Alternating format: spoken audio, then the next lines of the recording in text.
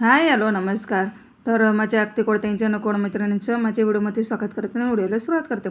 तर मी केलेली होती ठोंबरी मिरची म्हणजे शिमला मिरची अख्खी. तर काय झालं ना, माझ्या नाही परत रेसिपी चुकली. कारण की ना काय झालं ना, काही काही होती, खूप काही काही चाललेली होती. त्याच्यासाठी तर मी काय केलं ना, चण्याच्या पिठामध्ये हळद, मिरची पावडर आणि लिंबू हे सगळं पिळून घेतलं आणि त्याला एक चीव करून घेतलं. त्याला मस्तपैकी तेलात भिजवून घेतली का नुसतं. आणि ते ना असं करून मी कढईमध्ये फ्राय करून घेते तिला. बघू शकते 3च उरलेल्या होत्या. आणि म्हणतात ना, फॅमिली जास्त असले ना तर आपण काही पण स्वयंपाक करून हटवून जातो. पण आपण 2-3 जण असले ना तर स्वयंपाकाचा खूप राडा असतो, खरंच सांगते. मुलग्याला वेगळी भाजी, तुमच्या भाऊंना वेगळी भाजी, वेगवेगळं करून मी तर कशी वैतागलेली होती. मग मी काय केलं ना, जिरं टाकून घेतलं त्याच्यामध्ये आणि नुसती मिरची अशी फ्राय करायला ठेवून दिली. नंतर मी काय केलेलं होतं ना, चण्याची डाळ भिजत घालून ठेवलेली होती. कारण मला हिला परत नंतर फ्राय करायची होती त्याच्यासाठी. कारण की मला माहिती होतं की चण्याचं पीठ हे रुकं सुकं आहे, तर ते होऊनच जाईन, उतरून म्हणजे चढूनच जाईन ते. त्यानंतर मग मी काय केलं ना, शेंगदाणे लावून मी भाजी करायची होती. साईडला कुकरमध्ये ना डाळ मेथी शिजवायला टाकलेली होती. आता डाळ मेथी कोणती, तर पिवळी दाणे. पिवळी दाणे असतात ना आपल्या, ते मेथीचे लाडू करतात, ती मेथीचे दाण्यांची मी भाजी केली शेंगदाणे लावून. मस्तपैकी शेंगदाणे मिरच्या भाजून घेतल्या आणि त्याच्यामध्ये ना कांदा लसूण अद्रक हे सगळं टाकून त्याच्या जिरं पण टाकायचं. फक्त कोथिंबीर पावसाळ्याची भेटत नव्हती म्हणून मी काही कोथिंबीर टाकली नाही. कारण की त्या कोथिंबीरमध्ये ना कांदूळ असतात. बघू शकता तुम्ही, अद्रक पण टाकतं. बाकी तुम्ही सगळं टाकायचं. कोणी कोणी ना धणे ना हिच्यामध्ये अख्खे टाकतात. मी पिसलेले टाकते. मिक्सरमध्ये वाटून घेतल्याच्यानंतर मग मी तुम्हाला दाखवते पुढे. बघा, धण्याचं कूट टाकलं मी आणि त्यानंतर मग थोडीशी गरम मसाला टाकला. हळद मग मी काय करणार होते नाही, तेलात टाकणार होते ना तेव्हाच टाकणार होते मी हळद. साईडला गरम पाणी करायला ठेवून दिलं मी आणि ना इकडं भाजी करायला घेतली. आता भाजी शेंगदाणे लावून डाळ मी तर खूप भारी लागतात. तुम्ही करून बघा आणि पावसाळ्याच्या खायच्यात. कारण की आपल्याकडे ना आता पाऊस पडतो, तर पावसाळ्यामध्ये ना भाजीचे खूप वांदे चालले आहेत. तर आता आम्ही काय करतो ना, जेणेकरून आहे ना कडधान्यच करतो. तर मस्तपैकी त्याला आहे ना फ्राय करून घ्यायचं तेलामध्ये शेंगदाण्याचा पेस्ट ना, आणि तेल सुटेल तिथपर्यंत करायचं. थोडीशी हळद टाकून त्याच्यामध्ये हलवत राहायचं. आणि तेल सुटल्याने की मग तेल सुटल्याच्यानंतर मस्तपैकी ते आपण शिजवलेलं असतं कडधान्य, ते तिच्यामध्ये टाकून द्यायचं. म्हणजे आपली भाजी तयार आहे बघा.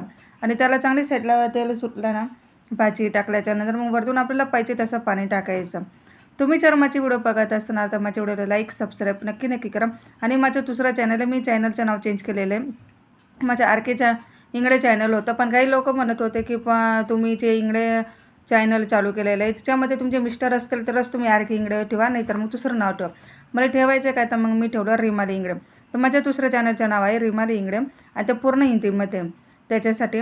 तर त्यानंतर मी काय केलं ना, बाजरीची भाकरी करायला घेतली आणि 4 भाकरी केल्या बाजरीच्या आणि 2-4 चपात्या केल्या. कारण मुलं बाजरीची भाकर खात नाही त्याच्यासाठी. तुमच्या भाऊंना भाकर पाहिजे होती त्याच्यासाठी.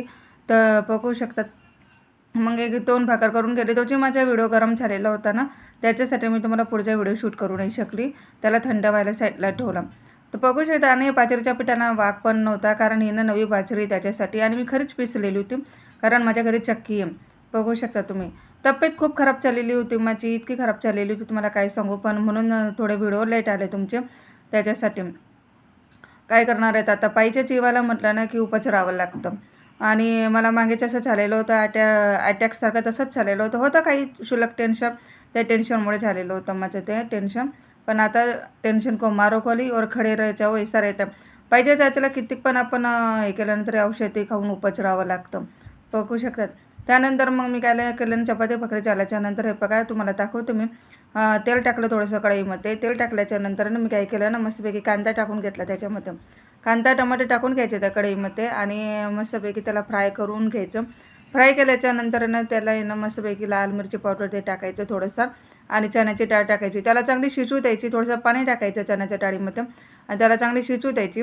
आणि त्यानंतर ना मग त्याचं ठोंबरी मिरची टाकायची आणि मस्त बारीक गॅसवर होऊ द्यायची. थोडंसं पाणी टाकायचं असेल तर पाणी टाकायचं. अशा पद्धतीने करते मी ठोंबरी मिरची.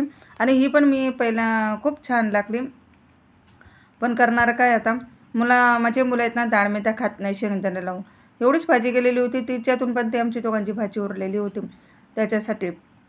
आणि दुसरी गोष्ट अशी आहे ना की पावसाळा खूप चालू आहे. तुम्ही ना पावसाळ्याला सांभाळून राहावा. खूप पूर चालू आहे, खूप येताना पूर येतो आहे.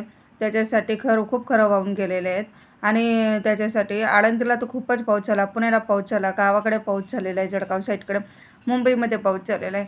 तर सगळ्यांनी पावसाळ्याचे सांभाळून राहावं आणि ना एकमेकांच्या मदतीला धावून यावं अशा वेळेस, संकटाच्या वेळेस. कोणी कोणाचा नसतो या दुनियामध्ये. सगळं खाली राहून जातं आणि काय वेळेवर येतं ते आपल्याला पण समजत नाही. त्यासाठी छोट्या-छोट्या गोष्टींपासून लांब राहा आणि खूप छान राहा. तर चला बाय तुम्हा सगळ्यांना.